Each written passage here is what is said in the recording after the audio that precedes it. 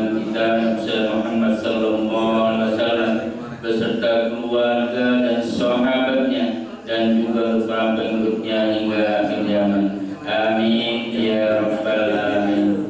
Baik Bapak dan Ibu yang dirahmati Allah, pada kalian kita pada pagi hari ini sama-sama kita awali dengan baca basmalah.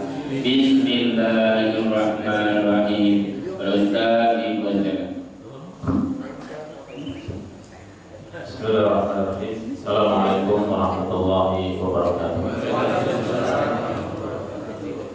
Alhamdulillahilladzi anzala sakinata fi qulubil mu'minin yazdadu imanan ma'a imanihim. Asyhadu an la ilaha illallah wahdahu la syarika lah, syahadatan yanju qailuha bil awwalin wal akhirin. Wa asyhadu anna Muhammadan abduhu wa rasuluhu al-mab'uts rahmatan lil alamin. Allahumma shalli wa sallim wa barik ala hadzal nabiyil karim wa ala alihi wa sahbihi wa man tabi'ahu bi ihsanin ila yaumiddin. Amma ba'd, qala Allah ta'ala fil Qur'anil Karim, a'udzu billahi samil 'alim minasyaitonir rajim. Bismillahirrahmanirrahim. Ya ayyuhalladzina amanu taqullaha wa tanzur nafsum ma qaddamat lighad wattaqullaha innallaha khabirum bima ta'malun. Wa qala Rasulullah sallallahu alaihi wasallam, al-kayyisu man dana nafsahu wa 'amila lima ba'da al-maut wal 'ajizu man ittaba'a nafsahu hawaha wa tamanna 'ala Allahil aman. Hadirin jamaah salat subuh yang dirahmati Allah, segala puja dan syukur hanya kita panjatkan kepada Allah Subhanahu wa taala, dan shalawat serta salam semoga senantiasa tercurah kepada Nabi kita Muhammad sallallahu alaihi wasallam. Insyaallah kajian kita pada subuh kali ini tidak melanjutkan tentang bab thaharah ya, karena ini umatnya Ramadan. Kita akan membahas beberapa hal yang terkait dengan puasa. Mungkin tidak semuanya ya, karena bab puasa ini banyak. Ada bab terkait tentang yang barangkali banyak terjadi pada kehidupan kita terkait dengan bulan puasa. Baik itu orang-orang yang udzur tidak berpuasa, kewajiban apa yang harus ditunaikan, ya, kemudian alasan apa saja yang membolehkan orang-orang untuk tidak berpuasa, dan begitu juga nanti mungkin kita singgung terkait tentang masalah zakat. Baik hadirin sekalian yang dirahmati Allah Subhanahu wa taala, tentu kita bersyukur pada Allah masih berada di bulan Ramadan ya. Barangkali ada saudara kita, teman kita yang beberapa bulan lalu masih bersama kita, namun tidak sempat dipertemukan dengan bulan Ramadan. Dia harus bertemu dengan Allah Subhanahu wa ta'ala. Oleh karena itu hadirin sekalian, ini adalah merupakan momen yang luar biasa yang Allah tidak karuniakan kepada setiap hambanya. Oleh karena itu kita wajib bersyukur pada Allah Subhanahu wa ta'ala karena dipertemukan dengan bulan yang penuh berkah. Sering kita dengar bulan Ramadan ini adalah bulan penuh berkah ya. Keberkahannya di mana hadirin sekalian? Berkah itu adalah kathratul khair, banyaknya kebaikan di dalamnya. Orang-orang yang melakukan kebaikan di dalam bulan Ramadan, maka insya Allah dia adalah orang-orang yang terberkahi. Kalau biasanya kita misalnya membaca Al-Quran sehari setengah juz atau 1 juz, kemudian di bulan Ramadan setiap hari kita bisa membaca 2 juz lebih, sehingga dalam sebulan bisa khatam 2-3 kali dan sebagainya, maka itu adalah bagian dari bentuk keberkahan yang kita lakukan. Bagi yang mungkin sedekah dalam hari-hari biasa mungkin setiap Jumat, tapi pada bulan Ramadan kita bersedekah setiap hari, maka itu adalah bagian dari keberkahan. Bagi yang mungkin di bulan-bulan biasa sedekahnya 10.000, 20.000, 50.000, tapi pada bulan Ramadan kita bersedekah lebih dari itu, ini adalah bagian dari keberkahan. Ziyadatul khair ba'dal khair, bertambahnya kebaikan demi kebaikan. Kata Rasulullah, qad ja'akum syahrul mubarak, telah datang pada kalian bulan yang penuh berkah.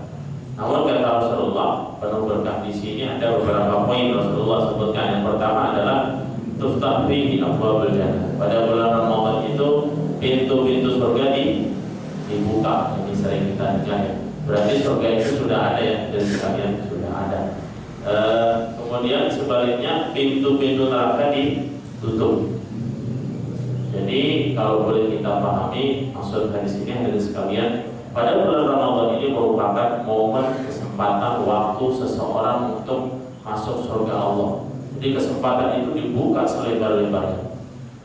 Sebaliknya, tidak ada peluang seseorang untuk masuk neraka Allah Subhanahu wa Ta'ala pada bulan Ramadan ini. Kenapa? Karena ditutup, ya kan? Logikanya kan kalau ditutup kita tidak bisa masuk. Tapi kalau seandainya di bulan Ramadan ada orang meninggal, orang mati dan dia masuk neraka, nah ini saya kurang tahu lewat pintu mana masuknya, itu samping atau pintu belakang, atau jangan-jangan dia punya kenalan di dalam bisa masuk. Nah, hadirin sekalian yang dirahmati Allah, namun ada orang-orang yang kata Rasulullah celaka di bulan Ramadan, mungkin itu yang dimaksudkan masuk neraka. Siapa kata Rasulullah? Wailun liman dakhala Ramadan. Celakalah orang yang memasuki bulan Ramadan hatta insalakha, sampai bulan itu berlalu, walam yughfar lahu, dan dia tidak mendapatkan ampunan dari Allah Subhanahu wa Ta'ala. Jadi bulan Ramadan ini sebenarnya momen untuk mendapatkan ampunan Allah Subhanahu wa Ta'ala. Mari kita lihat hadirin sekalian, hampir semua ibadah yang kita lakukan pada bulan Ramadan itu pahalanya adalah ampunan Allah. Kita lihat puasa misalnya, Rasulullah bersabda, "Man shoma Ramadhana imanan wa ihtisaban." Apa balasannya? Ghufira lahu ma taqaddama min dhanbi. Barang siapa yang berpuasa di bulan Ramadan karena atas dasar keimanan dan mengharap ridha Allah, maka diampuni dosa-dosanya yang telah lalu. Begitu juga qiyamul lail. Man qama Ramadan imanan wa ihtisaban. Apa pahalanya? Ghufira lahu ma taqaddama min dhanbi. Begitu juga Lailatul Qadar, kata Rasulullah, man qama Lailatul Qadri imanan wa ihtisaban ghufira lahu ma taqaddama min dhanbi. Hampir semua ibadah yang kita lakukan sepanjang Ramadan itu balasannya adalah ampunan Allah. Dan memang tidak ada balasan yang lebih baik daripada ampunan. Kenapa hadirin sekalian? Karena seseorang untuk masuk surga Allah Subhanahu wa Ta'ala itu harus sudah mendapatkan ampunan dari Allah Subhanahu wa Ta'ala. Karena tidak mungkin logikanya orang masuk surga Allah dalam keadaan masih berlumuran dosa.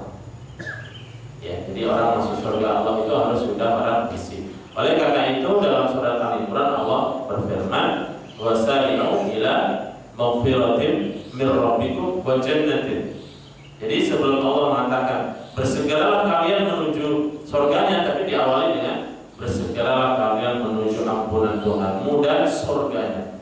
Jadi sebelum masuk surga harus sudah mendapatkan ampunan. Nah, hadirin sekalian yang dirahmati Allah, sekali lagi bulan Ramadan ini berkah. Berkahnya tadi Rasulullah mengatakan surga dibuka, neraka ditutup.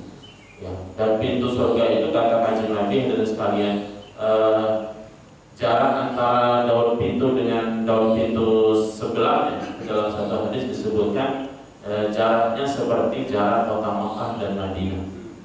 Jadi jauh sekali ya, kurang lebih 400 km perjalanan kalau pakai bis itu 4 jam sampai 5 jam ya, antara jarak daun pintu dengan pintu lain. Kenapa surga itu begitu besar ya sekalian?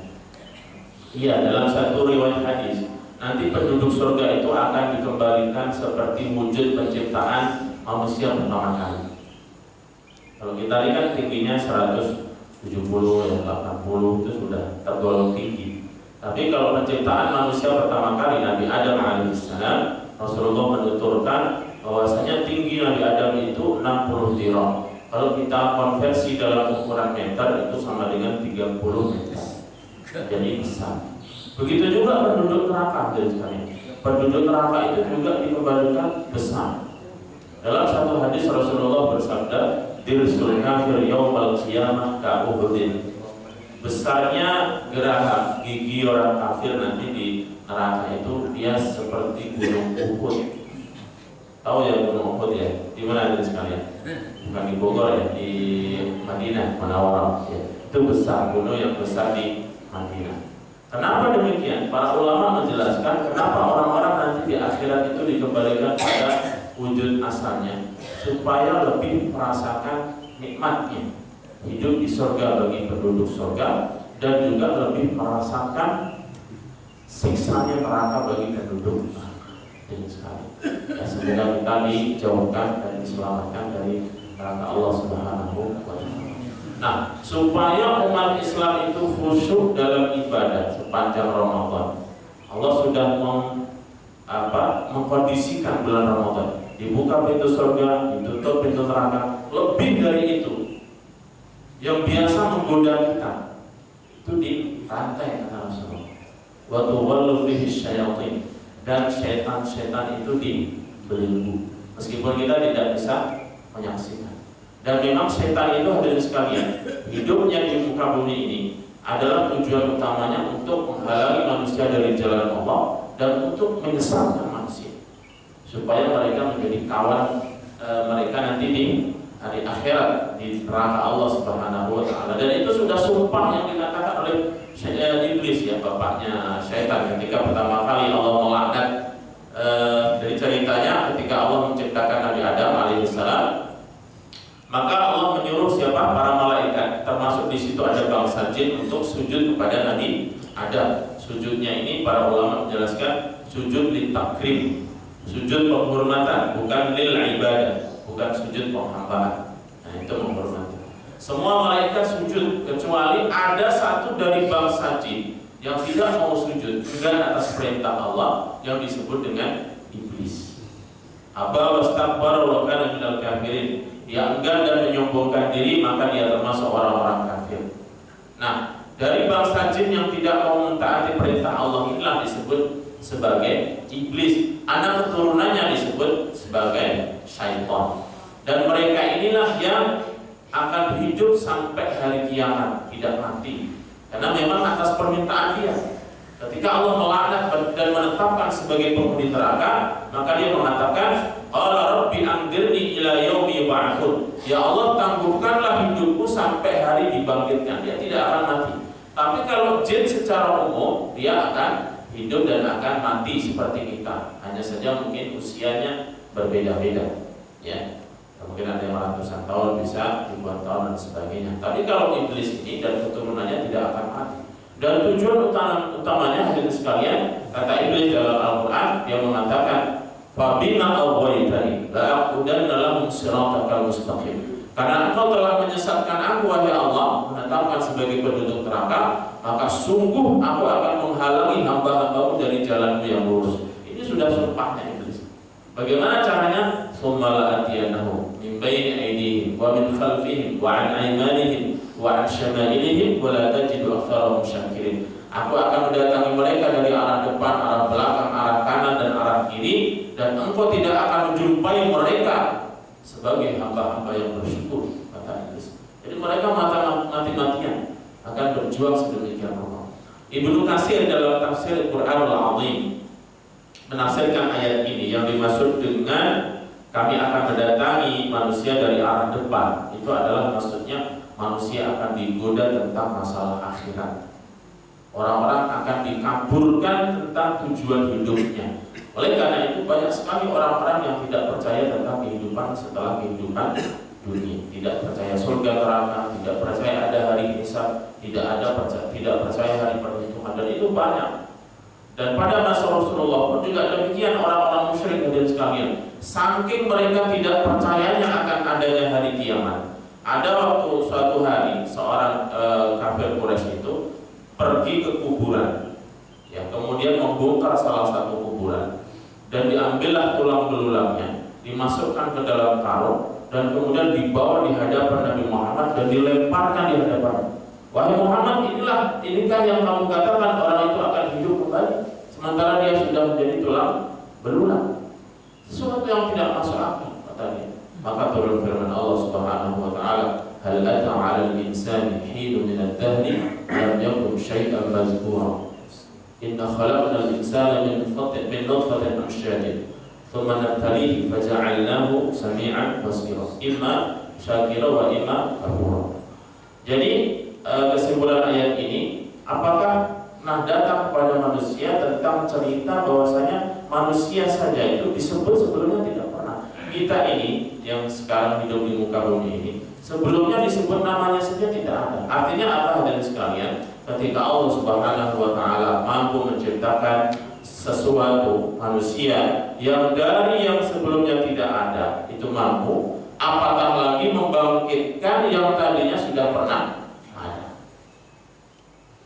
Tapi banyak orang-orang yang tidak percaya tentang hari kiamat. Orang-orang dahulu begitu. Nah, kemudian yang dimaksud dengan akan menggoda di arah belakang, kata Ibnu Katsir ya, di riwayat dari Ibnu Abbas bahwasanya manusia itu akan dibuat senang dengan kehidupan dunia.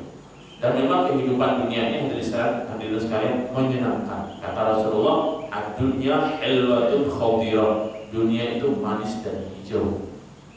Kata Rasulullah. Namun demikian Rasulullah memperingatkan kita supaya tidak lengah dalam kehidupan dunia. Dunia ini adalah sebagai tempat untuk kita singgah, ya, transit sebelum melanjutkan kehidupan akhirat. Maka konsep Rasulullah hidup di dunia ini dalam salah satu sabdanya beliau mengatakan, mali walid dunya illa kamusafir istadalla tahta syajarah.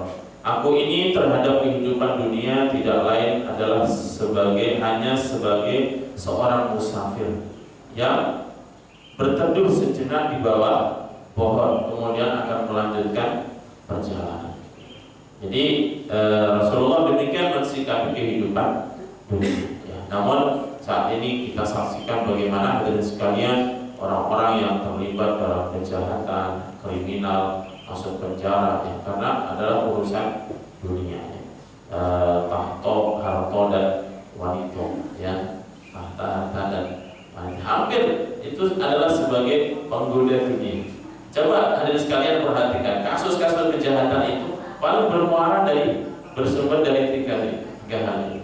Ya, masalah harta, kekayaan ya, orang yang ingin memperkaya diri dan sebagainya dengan cara yang tidak baik, sehingga mengabaikan syariat Allah Subhanahu wa taala. Dan yang ketiga dari arah kanannya ini masih dalam tafsir Ibnu Katsir, riwayat Ibnu Abbas, yang dimaksud adalah manusia ini tidak hanya dituju pada setan, tidak hanya merujuk pada orang awam saja, tapi termasuk orang-orang alim, yaitu tentang masalah kebenaran, syariat Allah, hukum-hukum Allah.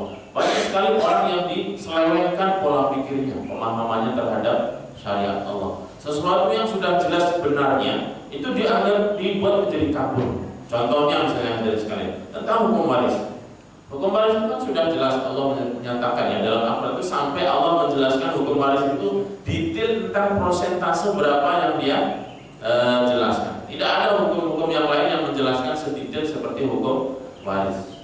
Ya, ada yang misalnya sifatnya agak umum ya. Allah mengatakan yusikumullahu fi auladikum lidzakari mithlul hadzil unthayain. Allah mewajibkan atas kalian dalam masalah waris ini bagian laki-laki 2 kali lipat daripada bagian perempuan. Orang-orang dikaburkan pemahaman. Kenapa ayat ini sudah tidak relevan lagi dengan zaman kita?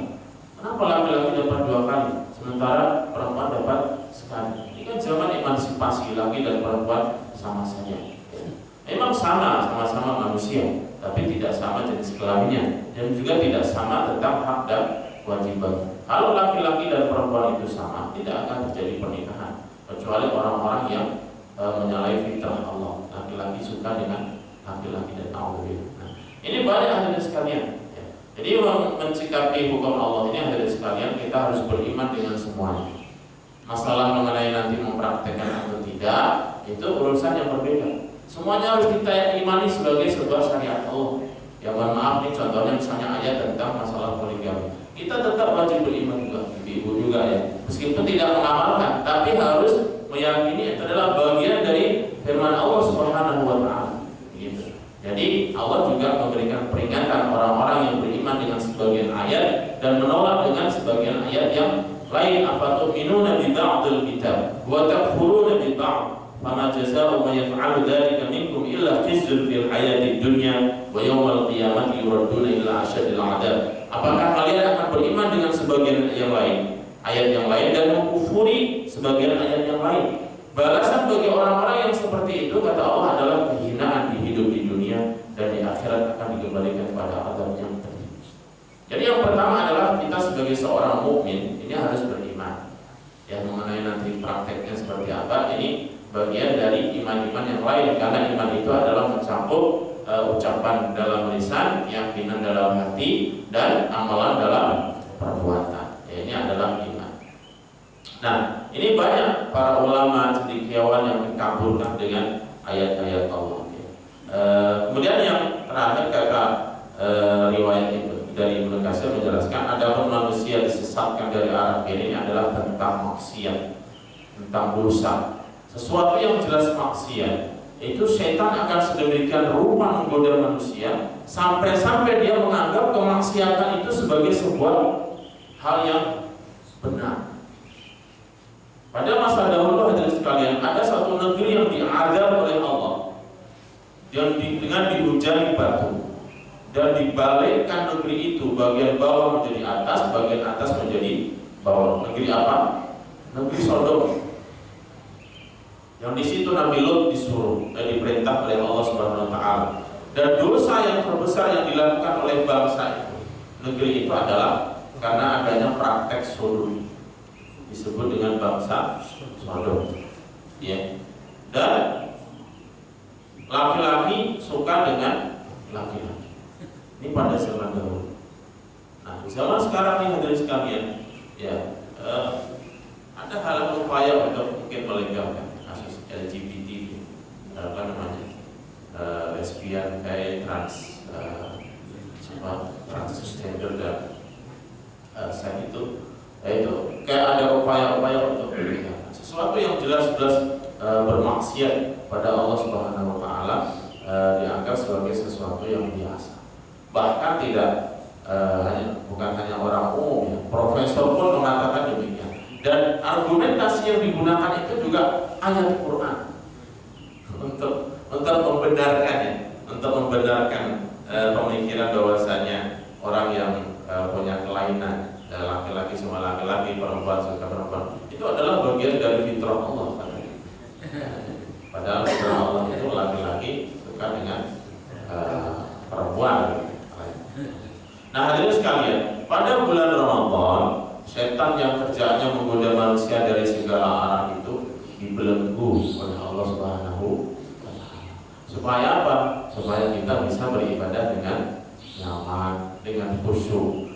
Kalau sudah dibuat kondisinya seperti ini, toh masih banyak juga orang tidak mendapatkan ampunan Allah, tidak mendapatkan keberkahan bulan Ramadan. Inilah yang disebut Rasulullah sebagai orang yang celaka. Kata Rasulullah dalam hadis lanjutannya adalah faman hurima khairuha faqad hurima. Orang-orang yang terhalang dari kebaikan bulan Ramadan ini, sungguh dia benar-benar orang yang terhalang, jauh dari kebaikan bulan Ramadan. Oleh karena itu, hadirin sekalian, kita berusaha yang semaksimal mungkin memanfaatkan bulan Ramadan ini supaya mendapatkan ampunan dari Allah Subhanahu wa taala. Dengan cara apa? Tentu menjalankan ibadah di bulan Ramadan dengan sebaik-baiknya, menjaga kualitas ibadah kita. Karena banyak orang yang berpuasa, yang mulai sholat malam, yang baca Quran di bulan Ramadan, tapi nilainya di sisi Allah tidak ada.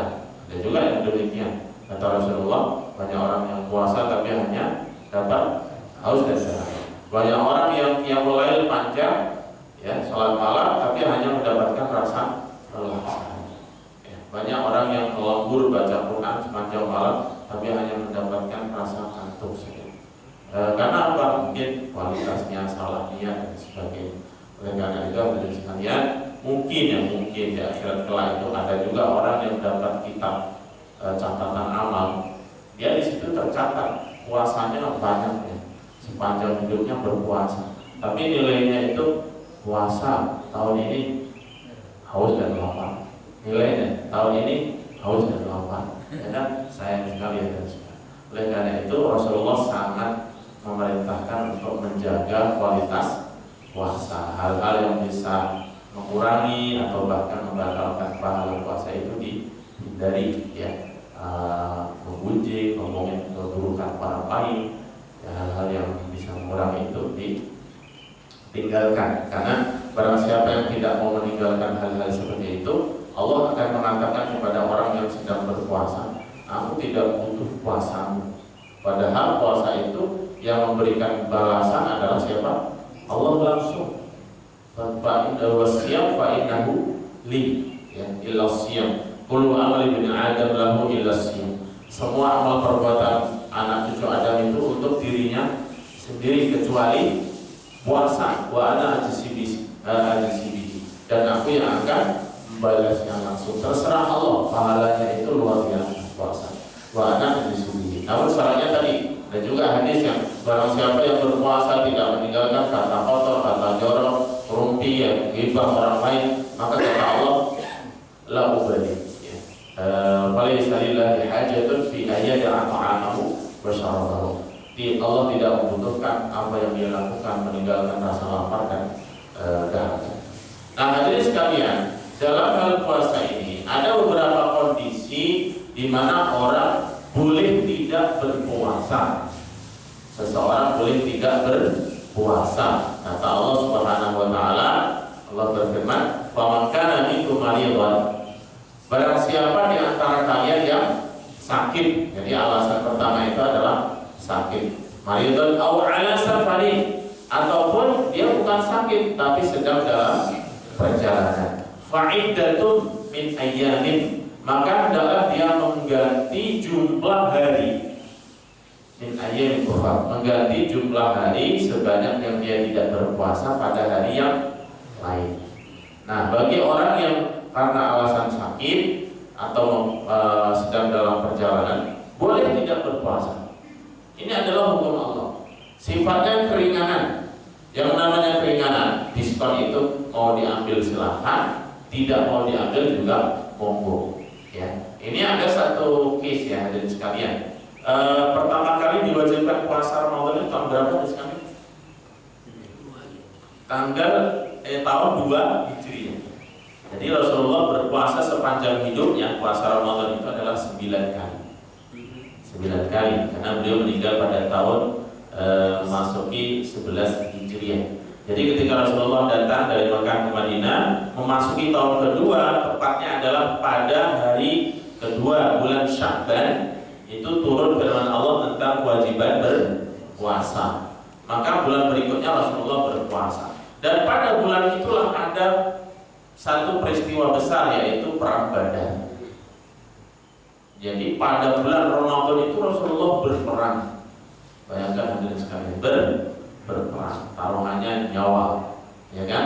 Nah, dalam satu riwayat disebutkan ketika pada bulan Ramadan, dan itu pada tanggal 17 Ramadan perang Badar itu, maka sahabat menyebutkan faminna shaim wa minna muftir. Sebagian kami ada yang berpuasa, sebagian yang lain tidak berpuasa. Wala ya'ibu ba'duna 'ala ba'd, dan tidak ada sebagian kami mencela kepada sebagian yang lain. Jadi tidak ada yang mengatakan yang berpuasa lebih merasa sunnah ataupun lebih merasa sesuai dengan mengikuti Rasulullah, yang lainnya tidak demikian. Rasulullah sahabat menceritakan demikian. Padahal di situ ada siapa? Ada Rasulullah Shallallahu Alaihi Wasallam. Ya, ada Rasulullah. Nah, ini jadi sifatnya adalah keringanan. Hanya saja nanti kalau kita membahas fikih, manakah yang lebih afdal? Orang-orang yang ketika sakit dalam perjalanan ini boleh mengambil rukhsah atau tidak, ini bab yang berbeda. Tapi intinya sifatnya itu adalah keringanan. Mau ngambil silahkan, tidak mau ngambil silahkan. Kalau sedang sakit dia tetap berpuasa sampai kemudian memaksakan diri dan sebagainya, yang kemudian dikhawatirkan jika puasa bahkan akan membawa pada kematian, maka dia sebenarnya wajib di sini. Nanti ada beberapa kondisi mengambil keringanan pun juga menjadi sebuah keharusan. Intinya adalah dua alasan tersebut, sakit dan safar, ini menjadi alasan seseorang boleh tidak berpuasa, dan kewajibannya apa dan sekalian? Fa'iddatun min ayyamin ukhra, mengganti puasa pada hari-hari yang lain, atau yang kita sebut dengan mengqadha. Ini yang pertama dari kalian, yaitu orang yang punya alasan sakit atau dalam perjalanan, dia boleh tidak berpuasa di bulan Ramadan. Kewajibannya adalah mengqadha saja pada hari-hari yang lain. Kemudian kondisi kedua, hadirin sekalian, ayat tersebut, wa 'alal ladzina yutiqunahu. Adapun orang-orang yang berat untuk berpuasa, adapun orang-orang yang berat menjalankan puasa, wa 'alal ladzina yutiqunahu fa fidyatun wa 'alal ladzina yutiqunahu fa fidyatun ta'amu miskin. Maka kewajibannya adalah memberi fidyah berupa makanan, to'am itu makanan, ya.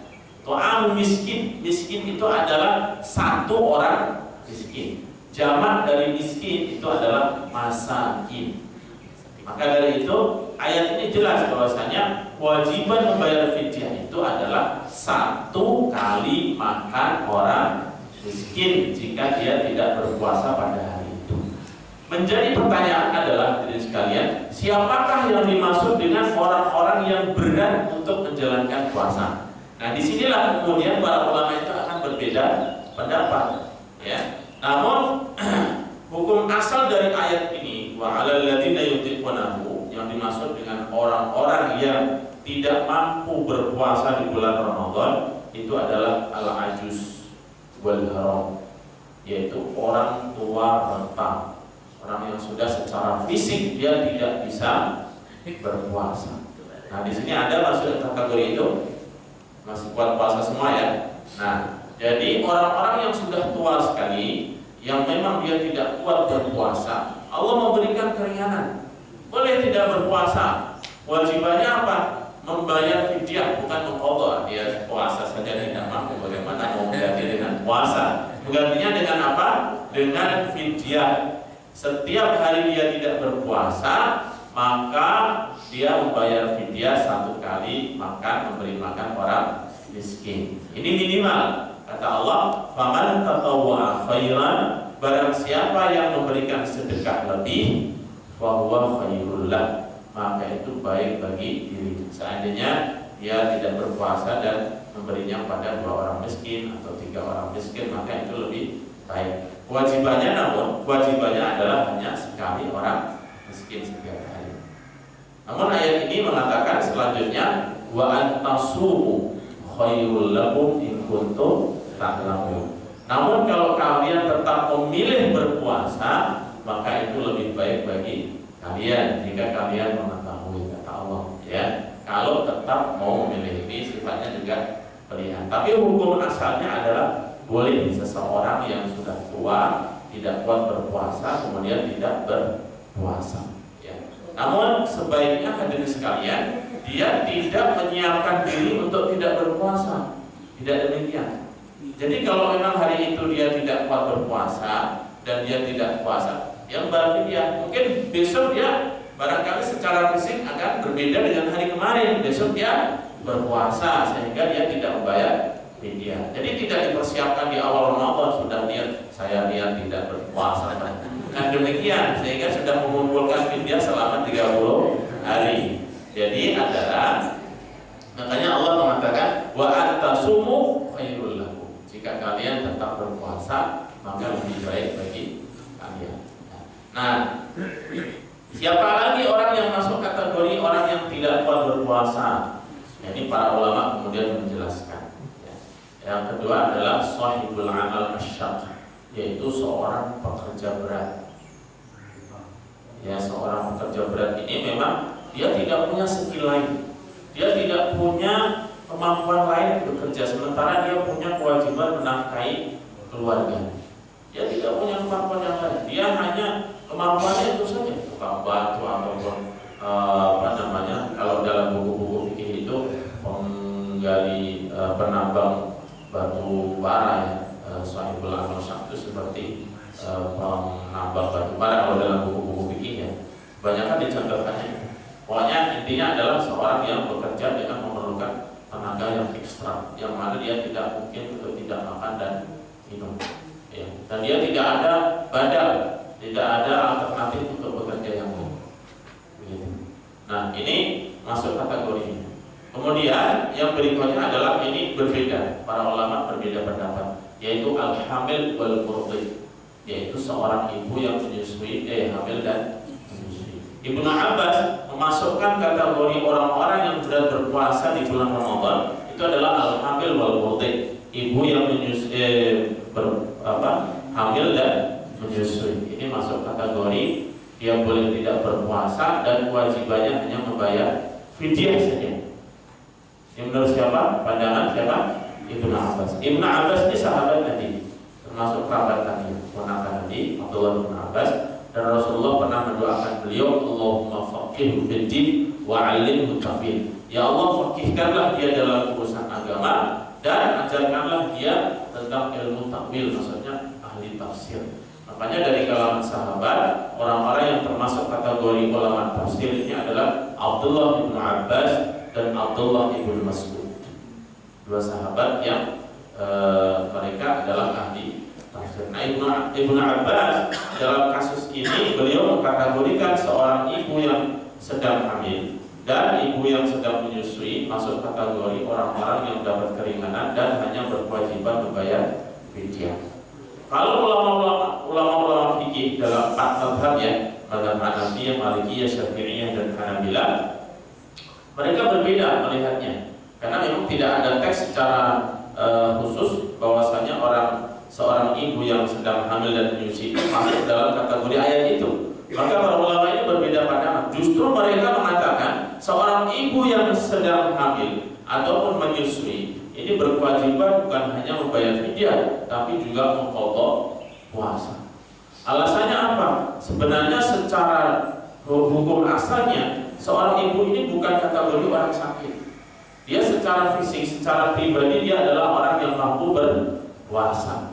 Dia tidak berpuasa karena alasan kekhawatiran terhadap janin yang dikandungnya ataupun bayi yang sedang disusuinya. Karena kalau dia memaksakan berpuasa barangkali akan mengurangi nutrisi, ya kan? Mungkin asupan makanan pada bayi berkurang ataupun ASI-nya tidak keluar dan sebagainya, maka dia tidak berpuasa. Padahal secara fisik dia sehat dan kuat. Dengan demikian alasannya itu adalah bukan faktor pribadi tapi karena faktor orang lain. Oleh karena itu para ulama berpendapat seorang ibu yang hamil dan menyusui ini kewajibannya adalah mengqadha dan membayar fidyah. Namun ada pendapat yang ketiga dari sekalian bahwasanya ibu hamil dan menyusui ini kewajibannya membayar fidyah dan dia mengqadha jika berkesempatan. Kan ada juga jenis ibu-ibu yang habis hamil kemudian menyusui, setelah selesai menyusui hamil lagi, kan menyusui lagi, hamil lagi. Jadi tidak ada kesempatan untuk mengqadha ya. Maka dalam kes seperti ini dia tidak mengqadha ya. Jadi cukup membayar fidyah. Kemudian berikutnya hadirin sekalian, berapakah besarnya fidyah ya? Besarnya fidyah ini adalah sekali makan saja. Sekali makan. Para ulama menyebutkan setengah sok ya, ataupun 2 mud. Setengah sok itu kalau kita membayar zakat itu kan 1 sok ya. 1 sok itu 4 kali tangkupan ini. Kalau dikonversi ke dalam kilogram beras itu kan 2,5 kilogram. Nah ini setengahnya. Atau pokoknya intinya sekali makan dan disesuaikan dengan makanan yang biasa kita makan. Termasuk zakat kita dari sekalian ya. Zakat kita itu adalah kita mengeluarkan beras dari jenis yang biasa kita makan ya. Kalau kita biasa makan beras yang seharga misalnya 12.000 ya, zakatnya juga dari jenis itu. Jangan biasa makan beras 12.000, zakatnya yang harga 8.000 kalau masih ada. Apalagi yang biasa makan nasi basmati. Nasi basmati itu kan mahal ya sekali. Yang dibuat menjadi nasi kebuli, nasi bukhori, nasi biryani itu ya. Ini juga semestinya zakatnya juga senilai dengan beras basmati. Beras basmati itu 1 kilonya di Indonesia 80.000. Makanya nasi Arab itu mahal ya. Meskipun di negara jiran kita biasa. Harga berasnya biasa saja.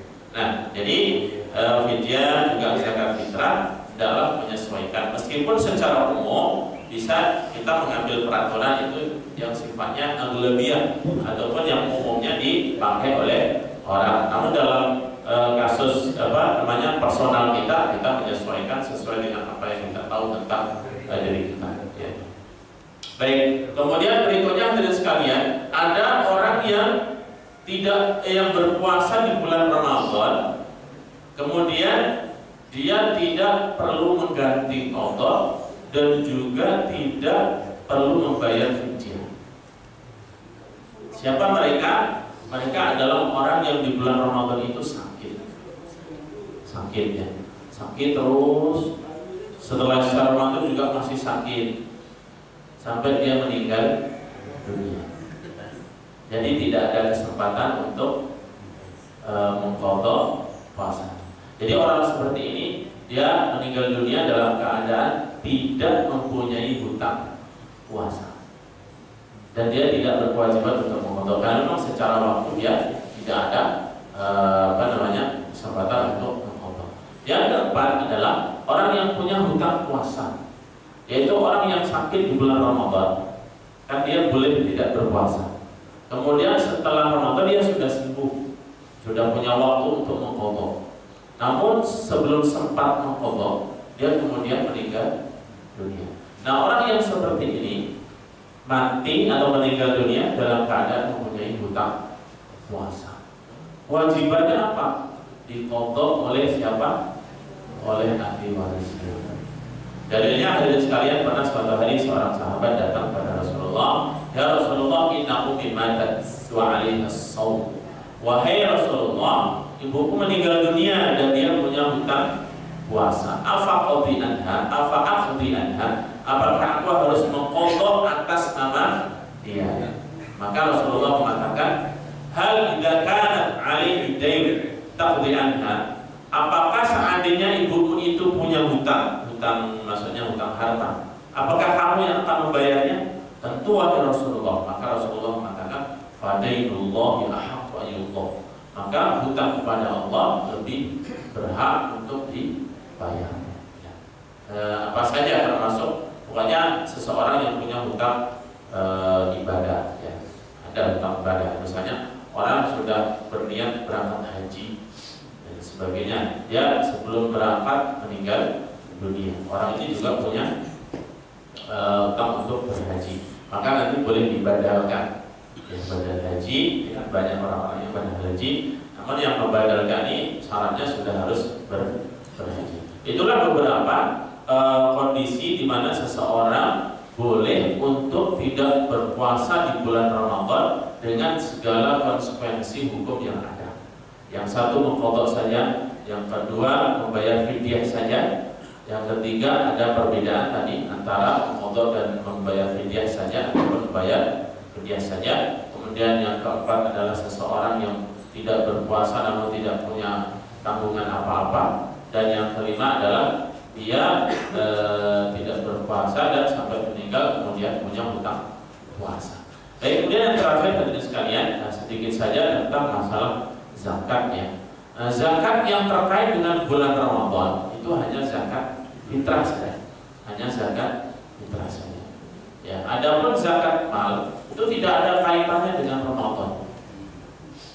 Ini yang perlu kita pahami. Tapi kebanyakan orang-orang ini semangat beramalnya kan di bulan Ramadan. Padahal zakat mal itu tergantung dari sejak kapan dia punya harta.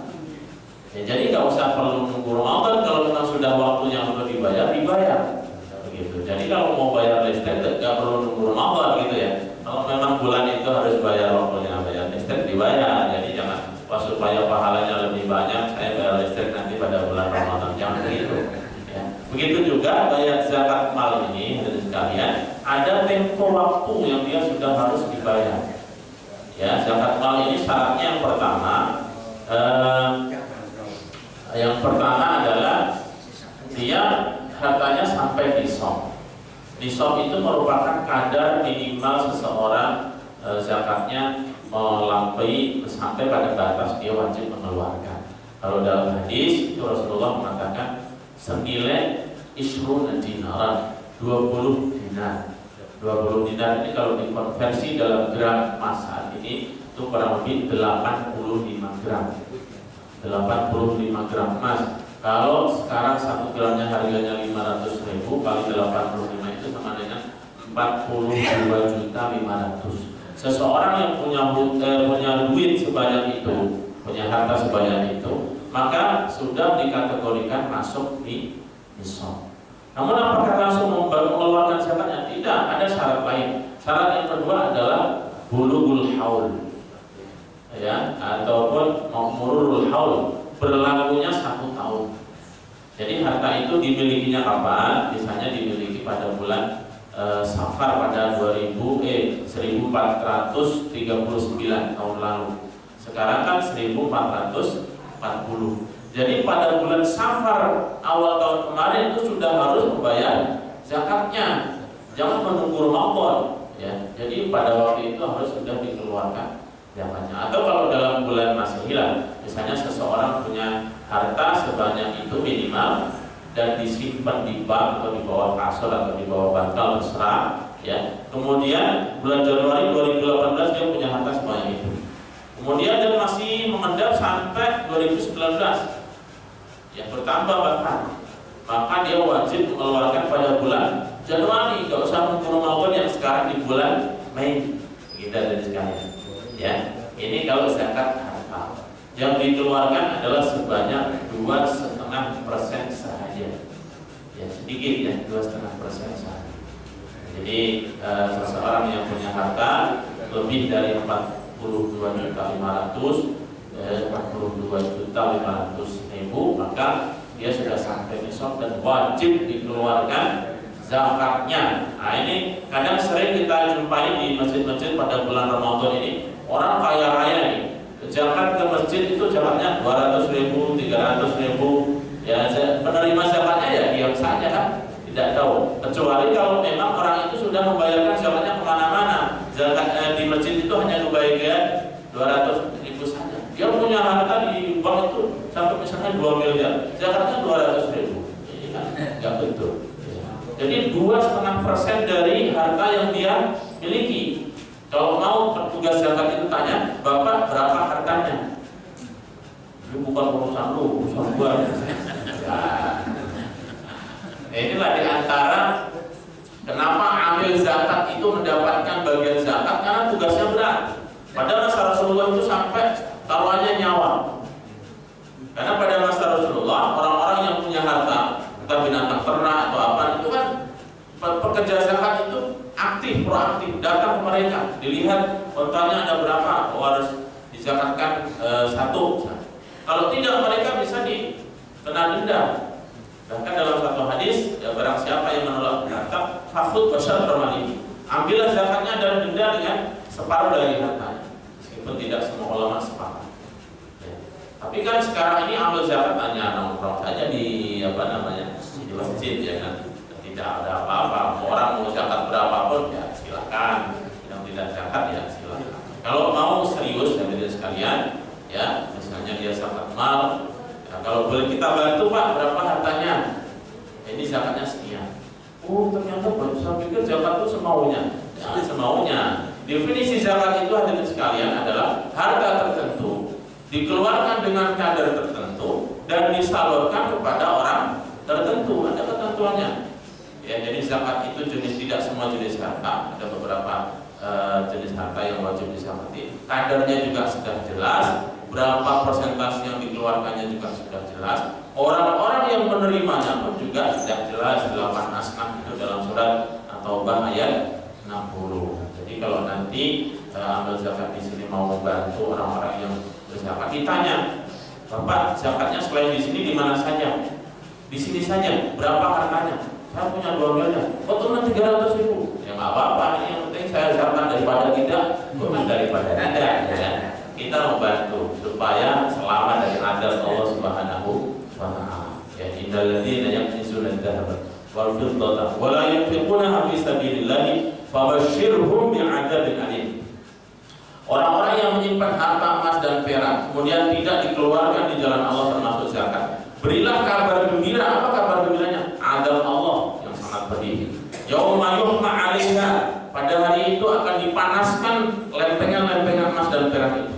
Fatukwa biha jilbahu, akan digosokkan di muka mereka, wajunubuhum dan punggung mereka, wadhuhurum dan belakang mereka. Ya, hadirin sekalian. Jadi zakat ini tidak main-main. Pada masa Abu Bakar itu orang-orang yang tidak berzakat itu diperangi. Makanya Rasulullah mengatakan, tidaklah orang fakir itu terlantar dan telanjang, melainkan disebabkan perilaku orang-orang kaya. Ya, jadi dalam Islam ini ada hak-hak yang harus kita berikan. Harta yang Allah titipkan kepada kita itu ada hak orang lain yang harus kita berikan. Kalau orang itu sudah tidak bisa dipercaya oleh Allah untuk diamanain harta, maka hati-hati, Allah boleh saja mengambil harta kita dan kemudian dititipkan pada orang yang lebih dipercaya. Allah mudah saja orang punya harta banyak tiba-tiba kebakar habis dalam 2 jam, ya kan? Nah, tapi kalau orang-orang yang kaya kemudian dia mengeluarkan zakatnya, itu berarti dia lewat situlah kadang Allah memberikan rezeki orang-orang fakir miskin itu melalui tangan orang-orang kaya, melalui tangan orang-orang kaya. Jadi yang terkait dengan Ramadan itu hadirin sekalian hanya zakat fitrah saja, hanya zakat fitrah saja, dan itu dikeluarkan dari makanan pokok. Ya memang ada perbedaan pendapat, bolehkah mengeluarkan zakat dengan nilai. Mayoritas ulama mengatakan tidak boleh. Ya, dari 4 mazhab fikih, ya seperti mazhab Maliki, Syafi'i dan Hambali, zakatnya harus berupa makanan pokok. Namun dalam mazhab Hanafi boleh. Nah, setiap masing-masing ini mereka juga punya argumen. Argumennya yang satu yang mengatakan tidak boleh karena Rasulullah memerintahkan dari makanan pokok. Pada masa Rasulullah itu mereka juga punya dinar dirham, mereka punya duit, tapi harta yang dikeluarkan Rasulullah itu selalu makanan pokok, korma ataupun gandum. Kalau seandainya boleh diganti selain daripada makanan, tentu banyak para sahabat yang mengeluarkan berupa dinar ataupun dirham, mata uang. Namun ulama Hanafiyah juga punya argumen karena dalam hadis itu Rasulullah mengatakan al-ghuluhu. Jadi pada hari fitri ini cukupkanlah orang-orang fakir miskin itu supaya tidak meminta-minta pada hari raya. Kata-kata Rasulullah cukupkanlah mereka ini dipahami oleh sebagian ulama bahwasanya mencukupkan itu tidak harus dengan makanan. Boleh jadi kebutuhan orang fakir miskin pada hari itu bukan makanan pokok. Mereka sudah punya beras, sudah punya makanan, tapi mungkin lebih butuh pada uang misalnya, pakaian yang bisa diberikan. Apalagi misalnya kondisi-kondisi di mana untuk mendapatkan makanan itu susah di tempat itu. Misalnya orang sedang perjalanan musafir, harus mencari beras dan susah. Sementara dia harus berzakat dan zakat fitrah itu harus dikeluarkan sebelum sholat Idul Fitri. Barang siapa yang membayar zakat fitrah setelah sholat Id, maka tidak bernilai zakat sama sekali. Dia hanya bernilai sedekah biasa. Seperti halnya orang berkorban, menyembelih korban sebelum sholat, maka itu dia menyembelih hewan biasa, tidak ada nilai korbannya. Ya, jadi sekalian yang dirahmati Allah Subhanahu Wa Taala, mungkin itu saja sebagai mengingatkan kembali ya, sebagai mengingatkan kembali. Tentu tidak secara detail ya, barangkali nanti kalau ada hal-hal yang ditanyakan silahkan ya. Satu hal lagi hadirin sekalian, kita insya Allah nanti pada hari raya semoga bersatu ya, umat Islam hari raya bersatu dan bersatu dalam ukhuwah ya. Seandainya alhamdulillah semoga tidak terjadi perbedaan dalam penetapan hari raya. Kalaupun toh seandainya terjadi, kalau saya secara pribadi hadirin sekalian mengikuti pemerintah, yaitu pemerintah, kapan pemerintah menetapkan hari raya itulah kita ikuti. Namun bagi mungkin sebagian umat Islam yang barangkali sudah yakin betul bahwasanya puasa misalnya 29 hari, mungkin pernah saya sampaikan dalam 1 bulan Komariah, bulan-bulan Hijriah, bulan Islam itu hari dalam sebulan, hitungan hari dalam sebulan itu ada 2. Kalau tidak 29 maka 30. Itu saja. Tidak ada yang 28, tidak ada yang 30. Jadi kalau ada orang berpuasa 28 hari kurang puasanya. Kalau orang berpuasa 31 hari kelebihan, bukan sesuatu yang lebih baik, kelebihan. Tidak boleh. Jadi dalam berpuasa itu antara 29 atau 30 ya. Kalau 29 itu kita sudah melakukan sidang isbat, melihat ruqyah. Ya, bukan ruqyah ya, bukan pakai qaf, tapi pakai hamzah. Ru'yatul hilal. Ru'yat ru'yatan. Itu artinya melihat. Hilal itu adalah tanggal 1 bulan, namanya hilal. Ya. Tapi kalau ruqyah pakai qaf itu adalah menjampi, mengobati orang dengan dibacakan zikir-zikir, itu namanya ruqyah. Jadi kadang orang balik-balik mau berobat tapi dia bilang kita mau ruqyah hilal apa? Kalau yang mau berobat adalah ruqyah pakai qaf, ruqyah yaqi. Rasulullah mengatakan laisa la ba'sa bil ruqa ma lam yakun fihi syirkun. Tidak mengapa seseorang melakukan ruqyah selama tidak ada unsur kesyirikan di dalam. Ya. Baik hadirin sekalian, itu saja mungkin sebagai pengingat bagi kita, kembali kita menyadarkan diri kita yang terkait tentang zakat fidyah ini, jangan sampai ada yang tertinggal. Orang-orang yang punya hak untuk keluarkan, jangan ditunda. Itu adalah hak-hak yang kewajiban yang harus kita berikan. Demikian yang bisa saya sampaikan. Mohon maaf atas segala kekurangan. Aku qouli hadza astaghfirullahaladzim. Sallallahu ala nabiyina Muhammadin wa ala alihi wa sahbihi wasallam. Alhamdulillah pada Mas Joko yang telah menyampaikan kajiannya pada pagi hari ini, itu terkait masalah puasa. Banyak hal yang kita dapatkan, tentunya semuanya akan bermanfaat untuk kita semua. Bahwa dari yang dirahmati Allah, ini ada amanah dari jamaah kita, yaitu pertanyaan kita di luar tema. Untuk itu karena pertanyaan panjang ini saya sendiri nggak bawa kacamata, jadi nggak bisa baca. Saya akan Pak Ustaz.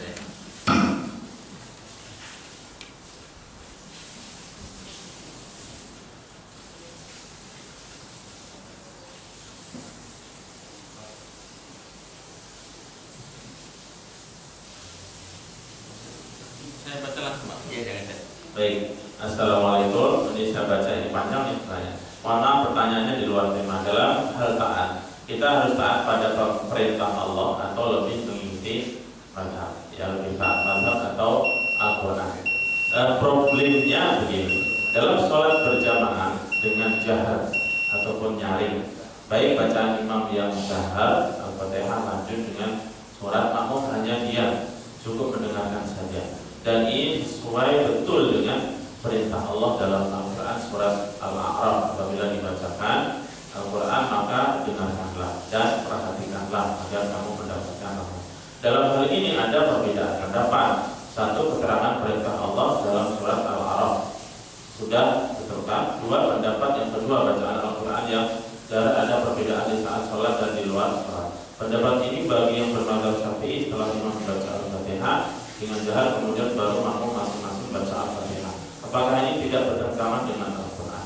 Maka yang diturut perintah Allah atau mengikuti mazhab. Hadirin sekalian yang dirahmati Allah, ya mungkin untuk meluruskan pertanyaan ini ya. Jadi kalau kita mengatakan apakah kita mengikuti perintah Allah atau perintah mazhab, sebenarnya pertanyaan ini kurang tepat. Kurang tepatnya kenapa? Jadi jangan dianggap ulama mazhab itu tidak tahu Al-Quran. Jangan berpikir bahwasanya ulama-ulama sekelas Abu Hanifah, Imam Malik, Syafi'i, Imam Ahmad itu tidak mengikuti Al-Quran. Tidak, mereka mengikuti Al-Quran dan Sunnah Nabi. Ya. Jadi mereka mengikuti Al-Quran dan Sunnah Nabi. Hanya saja kadang kita kan baru membaca terjemahan saja, ya kan? Membaca terjemahan Fa'idha quri Al-Quran fastami'u lahu wa ansitu la'alakum turhamun. Hadirin sekalian, yakin nggak Abu Hanifah, Imam Malik, Imam Syafi'i itu tahu ayat ini?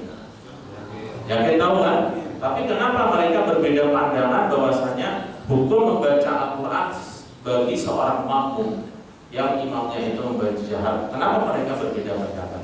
Karena nas Al-Quran itu banyak. Karena teks Al-Quran, teks syariat itu banyak.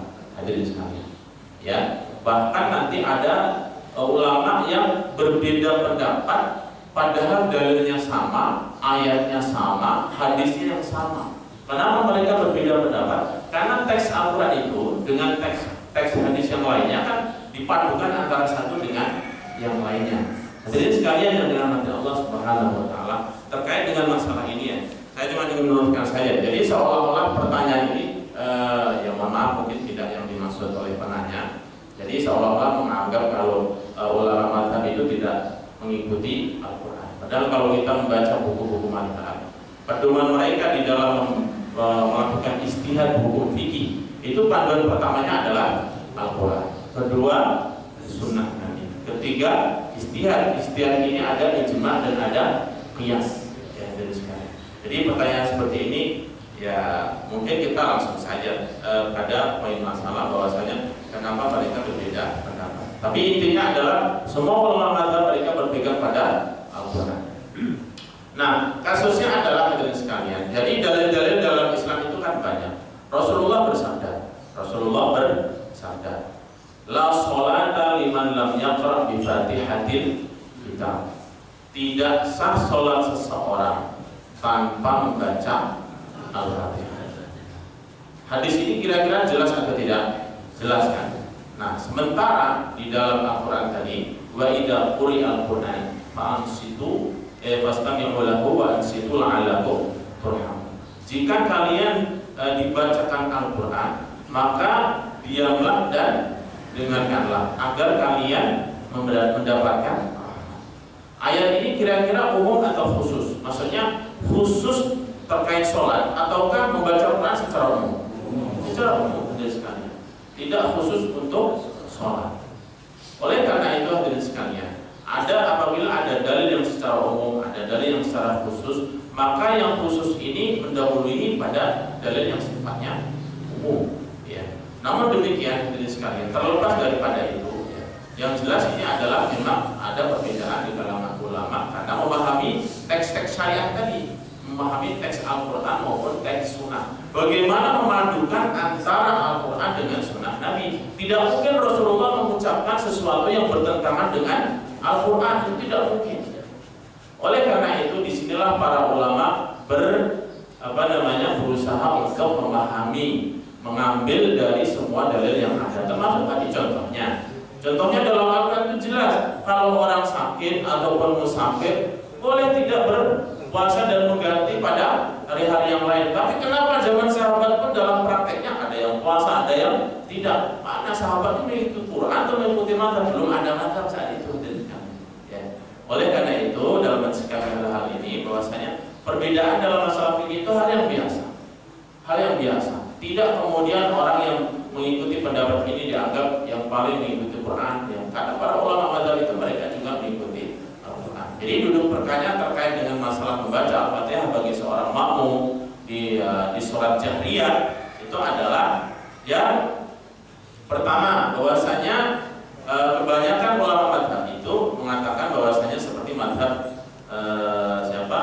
Hambali itu mengatakan bahwasanya bagi seorang makmum di luar yang sholat di sholat jahriyah, ya, sholat jahriyah itu adalah sholat yang dibaca keras, maka kewajibannya adalah mendengar saja dan dia tidak berkewajiban membaca Al-Fatihah karena dasarnya tadi diantaranya jika dibacakan Al-Quran maka dengarkanlah, jadi cukup mendengar saja. Dan juga ada hadis lain mengatakan bahwasanya fa inna qira'atul imam qira'atul lahu. Sesungguhnya bacaan seorang imam itu adalah mewakili bacaan seorang makmum.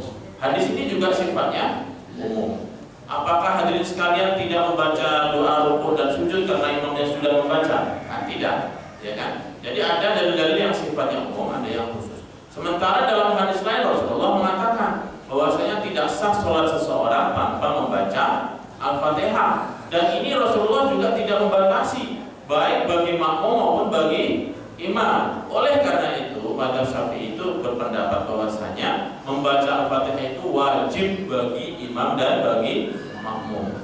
Bagaimana dengan ayat ini supaya tidak bertentangan dengan ayat ini? Supaya tidak bertentangan dengan ayat ini. Ketika imam membaca Al-Fatihah, kita wajib mendengarkan bacaan imam. Karena Al-Fatihah itu adalah bagian daripada rukun sholat. Sementara membaca surat setelah Al-Fatihah itu hukumnya apa? Sunnah.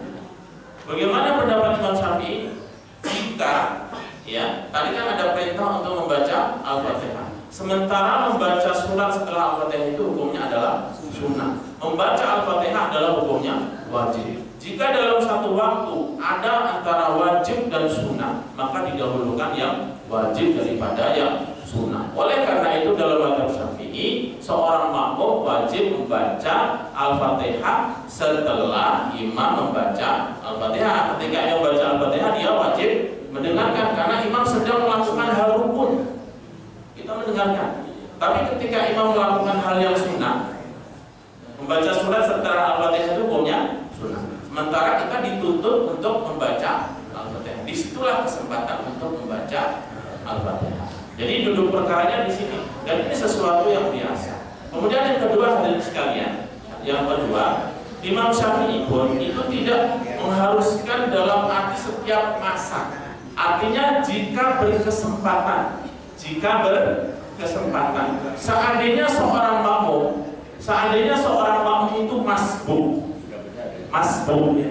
Seandainya seorang makmum itu masbuk itu tertinggal sholatnya. Dan ketika dia masuk ke dalam jamaah, itu imam sudah mulai ruku, dia tidak perlu menyelesaikan Al-Fatihahnya. Kenapa? Ada juga petunjuk Rasulullah Shallallahu Alaihi Wasallam. Man adroka ruku'a faqad adroka rakaatan. Barang siapa yang menjumpai imam dalam keadaan ruku, dia sudah dianggap mendapatkan rakaat itu, meskipun dia tidak membaca Al-Fatihah. Bagaimana dengan hadis tadi? Hadis sekalian yang dirahmati Allah, ada kondisi-kondisi disebut dengan kondisi darurat. Nah, inilah yang dimaksud dengan kondisi darurat, di mana seorang imam tidak menjumpai waktu untuk membaca Al-Fatihah sehingga berlaku hadis ini.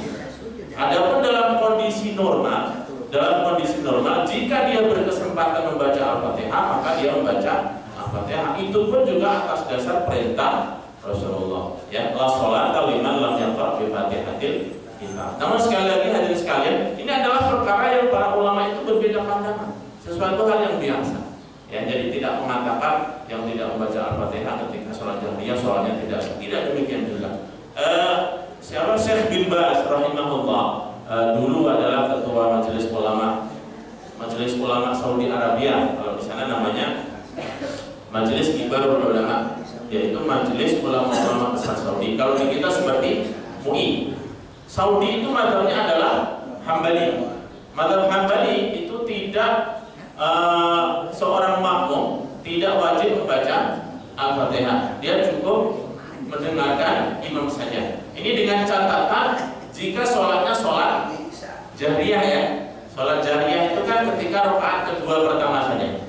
Sholat maghrib pada 2 rakaat pertama, sholat isya pada 2 rakaat pertama, dan sholat subuh kedua rakaatnya, karena sholat subuh hanya 2 rakaat. Namun demikian, beliau mengatakan saya bermadzhab Hambali. Namun dalam kis Al-Fatihah di dalam sholat, saya membacanya jika ada kesempatan untuk membaca. Oleh karena itu, membacanya jangan di saat imam sedang baca. Rasulullah pernah suatu hari ketika membaca Al-Fatihah dan mendengarkan ada orang yang membacanya itu kencang gitu, ya. Maka Rasulullah selesai sholat itu dalam tanda kutip marah. Siapa yang menyayangiku di dalam sholat? Nah, kemudian Rasulullah memberikan pelajaran bahwasanya jika kalian sholat, imam takbir, takbirlah. Jika rukuk, rukuklah. Jika sujud, sujudlah. Jika imam membaca, maka dengarkanlah. Oleh karena itu tadi, tapi intinya hadirin sekalian, ini adalah perbedaan pendapat. Bukan berarti kalau dalam yang mengikuti mazhab Syafi'i dianggap tidak mengikuti Quran, bukan. Yang Imam Syafi'i pun juga tahu tentang ayat itu dan juga tahu tentang hadis-hadis yang lainnya. Jelas ya hadirin sekalian, ya, insyaallah, ya. Baik. Ada pertanyaan lain? Satu lagi. Ya, satu lagi, ya. Sudah mau setengah 7. Assalamualaikum warahmatullahi wabarakatuh.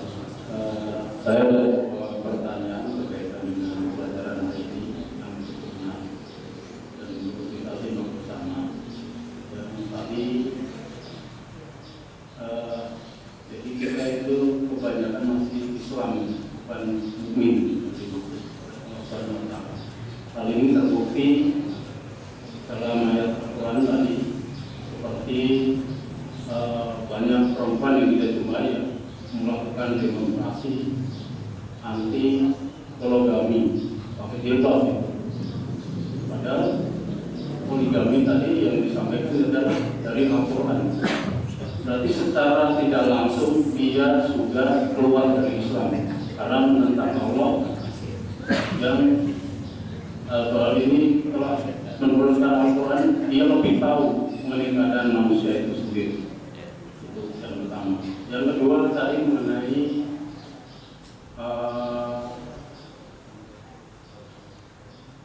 Widya. Nah, di kalangan sini ini suka salah ya kadang-kadang ya. Dia membayar fidyah di panitia zakat. Padahal tadi keberuntungan fidyah itu adalah makanan ya. Hari itu dia harus sampaikan kepada orang itu. Dan lebih baik disampaikan sendiri ke orang yang berhak menerimanya. Nah, ini dikhawatirkan kalau diterima di panitia ini kemudian disalurkan. Terus penggunaannya tidak untuk makan itu, mungkin beli buku atau beli sepatu, jadi tidak kena itu yang dimaksud fidyah membayar makanan itu. Terima kasih. Assalamualaikum warahmatullahi wabarakatuh. Yang pertama mungkin koreksi juga ya dari sekalian. Saya tidak berani juga mengatakan orang yang demo anti poligami kemudian dianggap keluar dari Islam, tidak demikian juga. Jadi kita harus ketika melihat orang-orang yang dalam tanda kutip seolah-olah secara lahiriah itu tidak setuju dengan hukum Allah, hukum apa saja ya, maka kita perlu pastikan ketika hal itu terkait tentang masalah hukum, nanti ketika terkait dengan hukumnya. Misalnya ada orang yang tidak berpuasa, ini kan secara lahiriah orang yang tidak berpuasa itu kan sudah tidak melakukan rukun Islam. Sementara hukum orang yang tidak melakukan hukum Islam berarti kan batal Islamnya. Tapi tidak demikian serta-merta kita mensikapi seseorang yang tidak berpuasa. Kita harus pastikan dulu, jangan-jangan dia tidak berpuasa karena memang ada udzur tidak berpuasa gitu ya. Oleh karena itu hukum apa saja terkait dengan hukum Allah ini harus dipastikan tentang apa niat dari orang yang bersangkutan. Misalnya orang tidak mau sholat, orang tidak mau puasa dan sebagainya, hukumnya seperti apakah dia otomatis keluar Islam atau tidak? Tentu harus dikaji secara lebih jauh. Yang pertama, jika dia seseorang itu tidak berpuasa ataupun tidak sholat karena dia berkeyakinan dan dia berkeyakinan bahwasanya sholat dan puasa itu bukan merupakan kewajiban, maka ulama sepakat dia keluar dari Islam. Begitu juga misalnya terkait dengan masalah poligami tadi. Dia berkeyakinan di Al-Quran itu tidak ada ayat yang membolehkan poligami, maka dia bisa dianggap keluar dari Islam. Tetapi kalau dia menentangnya ini karena mungkin praktek-praktek poligami yang tidak betul, misalnya karena hukum poligami ini kan mubah saja, jadi bukan sebuah kewajiban. Seandainya bapak-bapak tidak berpoligami itu tidak dosa, karena ini mubah. Jadi hukum dalam Islam itu ada wajib, ada sunnah, ada mubah, ada makruh, ada haram. Jadi poligami ini hukumnya mubah dan itu pun masih terikat dengan syarat. Syaratnya adalah orang yang mampu berbuat adil dan mampu memberikan nafkah, ya kan? Kalau tidak mampu berbuat adil maka lebih baik satu saja. Jika kalian khawatir fa'intum ala ta'dilu fawahidatan. Jika kalian takut tidak berbuat adil maka satu saja. Jadi kalau bapak-bapak ini istrinya semuanya satu, memang termasuk golongan orang-orang yang takut, ya kan? Gitu ya. Jadi tadi dipastikan bahwasanya orang-orang yang menentang ini, apakah dia benar-benar menentang hukum Allah atau menentang praktek poligami yang tidak benar. Ini kan berbeda kesnya berbeda. Nah, kalau memang dia dari awalnya dia menentang bahwasanya tidak ada poligami dalam Islam, ini hati-hati. Dia bisa menentang hukum Allah Subhanahu. Ya, jadi ibu tadi sudah saya singgung di awal ya, bagi ibu-ibu, meskipun ini sesuatu yang barangkali tidak mengenakan bagi ibu-ibu, tetap dari hukum dasarnya kita harus mengimani bahwasanya ini adalah bagian sesuatu yang dibolehkan oleh Allah Subhanahu wa Ta'ala. Mengenai dalam prakteknya dia sanggup melakukan atau tidak, ini urusan yang berbeda. Oleh karena itu hadirin sekalian, iman itu punya tingkatan yang banyak. Iman itu punya tingkatan yang banyak. Rasulullah mengatakan al-imanu bid'un wa sab'una syu'batan. Iman itu mempunyai 77 cabang. Ya, yang paling tinggi adalah tingkat ketauhidan yang luar biasa, la ilaha illallah. Yang paling rendah Di antaranya adalah imatatul adza 'anil thariq. Seseorang menyingkirkan duri dari jalanan, itu juga bagian dari keimanan. Ya. Jadi mungkin di dalamnya ada pelaku poligami, ada yang tidak sebagainya. Itu bagian keimanan yang kesekian. Jadi ada seorang mukmin yang kamilul iman, seorang mukmin yang sempurna keimanannya, dan ada al-mukmin naqisul iman, seorang mukmin yang imannya itu kurang. Jadi bertahap. Jadi bukan mukmin dan kafir, tidak selalunya demikian. Jadi seorang muslim, seorang yang bersyahadat dia adalah muslim. Namun nanti tingkat keimanannya itu bermacam-macam. Ya, tidak semua kita itu tingkat keimanannya sama. Kemudian yang kedua terkait tentang pembayaran fidyah. Ini teknis saja sebenarnya. Sebagaimana pembayaran zakat fitrah. Zakat itu bisa seseorang berzakat langsung pada mustahik. Mustahik itu adalah orang yang berhak menerima zakat. Kalau muzaki adalah orang yang mengeluarkan zakat. Tentang teknis pembayaran zakat ini bisa seseorang langsung kepada mustahiknya, bisa juga kepada lembaga zakat ataupun panitia zakat dan sebagainya. Begitu juga fidyah. Fidyah sebenarnya juga bisa diberikan kepada orang langsung dan juga bisa dibayarkan melalui lembaga dikelola juga boleh saja. Mengenai nanti misalnya nih kita membayar fidyah dengan makanan, pasti kan langsung dimakan.